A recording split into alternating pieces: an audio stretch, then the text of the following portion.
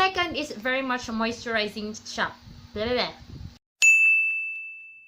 Hey berries! Welcome back to my channel again, and if it's your first time to come here on this channel, hi, hello, I am Mia, and if you haven't subscribed to this channel yet, please click the subscribe button down below, and of course, do not forget to click the tiny bell button for you to be notified every time that I upload a video here on this channel. Today guys, I will be reviewing this product. This is the Red Tomato Scrub by Venice, and pinadala to sa akin na isang seller sa Shopee for a review. And sabi ko, why not? Kasi ang claims din niya is to brighten the skin and makapag-prevent siya ng pimples. So sabi ko nga, dahil pimple prone yung skin ko, gusto naman natin ng clearer skin, so why not? Sabi ko, I wanna try this out kasi madami din palang nanonood sa inyo guys na ang habol sa channel ko is para makita yung mga products na nag-work to lessen the pimple marks and to lessen yung mga pimples nila. Gaya ng mga ibang reviews natin guys, simulan natin sa claims ng product na ito. And sa packaging niya, so far, wala siyang nakalagay na claims. So, magbe-base tayo ngayon sa kung ano yung pinadala ng seller sa akin. Kasi, yun yung madami siyang nakalista ng mga claims. Yun yung mga ginagamit nila for the advertisement ng product na to. So, sabi nito, it removes acne, pimple block marks, fresh and glowing skin naturally, get rid of unwanted dead skin, and reveals a younger version of your skin and flawlessly beautiful skin. And ito pa, may pahabol siya, it also whitens the skin. Now, kung alam nyo kung ano ang function ng scrub, it just exfoliates your dead skin cells, and yun yung naglalabas talaga ng mga glow sa skin natin. And for this one, ito siya guys, ito yung packaging niya, very sturdy naman, 300 grams yung laman ng isang ganito, and the price is 400 pesos SRP. Pero kung bulk kayo bumili or gusto nyo maging reseller nila, go ahead, I will put the link down below kung interested kayo. But for the price na 400 pesos, meron kayong makukuha na hindi ko talaga mapigilan na amuyan, I'm sorry. Meron kayong makukuha na ganito kadami. Actually, puno to nung almost sa brim niya nung una siyang nagamit ko, but dahil lagi ko nga siyang ginagamit, ganyan na lang yung natira. Let's go with the packaging guys. Ito yung packaging niya is just a plastic na circle na ganyan, and meron lang din siyang resealable na ganito, yung may thread. And yun nga lang yung problem ko dito, wala siyang mga ingredients na nakalagay, wala siyang claims na nakalagay. So, kung hindi ka magtitingin, kung walang itsasend sa'yo yung reseller or yung seller, wala kang malalaman kagaya nung mga binabasa ko dito. Pero ang sabi niya, ang ingredients daw niya is aloe vera, grapeseed oil, vitamin B3, arbutin, vitamin A, C, and E. And yung mga beads niya is rice beads and tomato beads. Ayan. So, meron din siyang tomato extract and collagen, of course, kasi dahil, tomato scrub ito. So, the first thing that I have noticed while opening this one, pag-open ko, kung napanood nyo yung vlog namin ni Bebe na nag-open kami ng mga product na to, sobrang bango niya. Sobrang bango. Kaya kanina pinapakita ko, hindi ko talaga mapigilan na amoy yun, napunta talaga doon. Ayan, hindi ko talaga siya mapigilan na amuyin kasi yung amoy niya is strawberry. Napakabango niya. It just reminds me of Baguio City. Ewan ko, pero sobrang bango. And yung bango niya, kahit naligo ka na sa banyo, and then paglabas mo, pagpasok mo ulit sa banyo, amoy strawberry pa rin. And yung skin mo, amoy strawberry pa din kahit nagbanlaw ka na. Which is a good thing kasi kung nanonood kayo ng mga vlog ko and mga other videos ko, gustong-gusto ko talaga guys yung mga mababango, yung mga amoy strawberry, and amoy mga berries, mga ganyan. And vanilla, gustong-gusto ko yung mga ganyan na scent. Second is, very much moisturizing siya. I have tried a lot of exfoliating products. I have tried a lot of scrubs.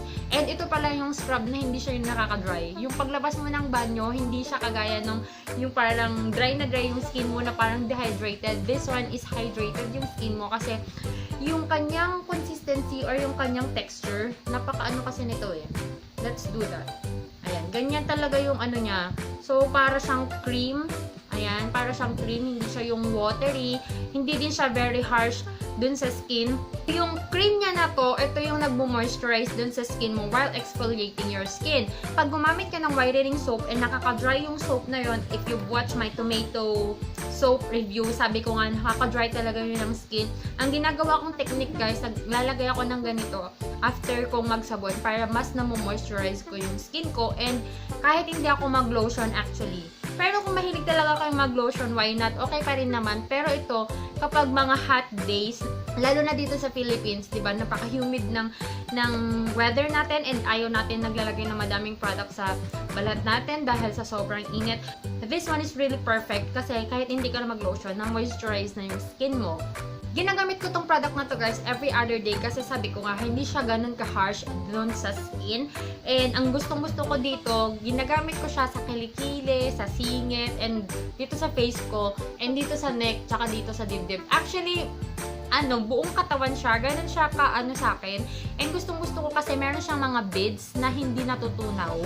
So, yung mga beads niya na yun, kapag nilagay mo siya kilikili mo and ibabawid mo siyang ganyan, and then after a while mo lang, tsaka mo lang siya i-exfoliate or i-scrub, hindi siya ganun na natunaw agad. So, you still have an ample time para mababad mo yun, or kung hindi mo pa feel scrub, gusto mo lang na ma-moisturize yung kilikili mo or yung balat mo, ganun yung ginagawa ko guys. So, babad muna, and then after mga a minute or two, tsaka ko ini-scrub para yung moisture niya is ma-absorb pa ng skin ko, and then I do the scrubbing afterwards na lang. Dito ko, dahil skin talaga yung dito ko guys, kasi nga pag lagi kang night shift, kapag lagi kang nakaharap sa ilaw, ganyan, or lagi kang puyat, nagiging dull talaga yung skin, and ang tendency niya is parang walang buhay, pero after scrubbing, mas nagiging glowy yung skin. Yun yung parang nag-highlighter ka na hindi naman ikaw nag-highlighter. You know what I mean? Ganun yung effect niya sa akin. One more thing na gustong-gusto ko sa product na to guys, a little goes a long way. Kasi yung konting pahid mo lang na ganyan, kayang-kaya na niyang i-moisturize yung part ng katawan mo. Kasi sa akin, isang ganun lang dito sa isang kilikili ko, isang ganun dito sa kabila, and then kaya na niyang i-scrub and kaya na niyang i-moisturize yung part ng skin ko na yun. Now, if you will ask me about the whitening effect of this product, I can't really assure you kung meron siyang whitening effect.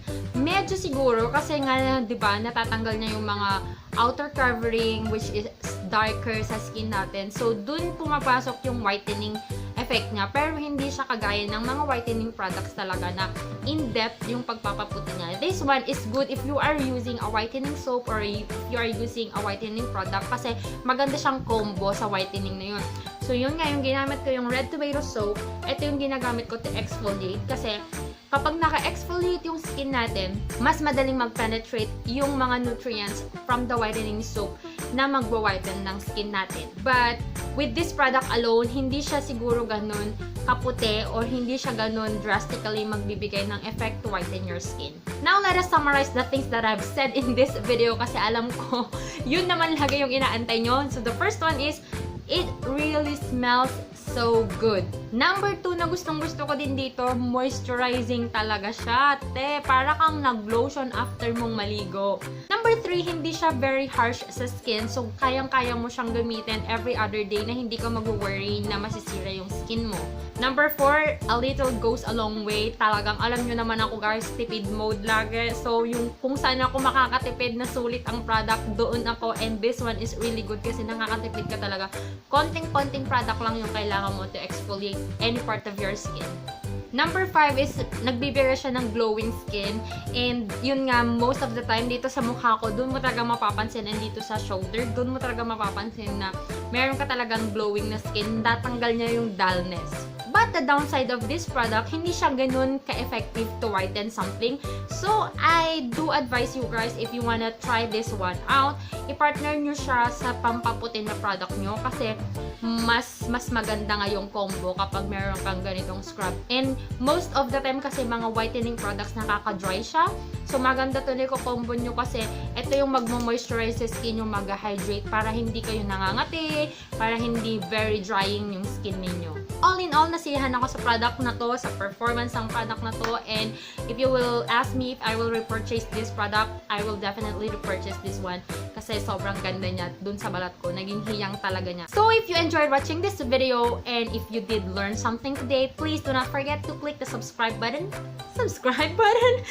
Please do not forget to click the subscribe button down below, and of course do not forget to leave a thumbs up. Okay? Parang pakiclick na lang po yung thumbs up button natin dyan. And if you have something na na-experience nyo na gumamit ng ganitong product, please let me know down below. And if you have any suggestions for me to review, please comment down below. And until then, I'll talk to you guys on my next video. Bye! Mwah!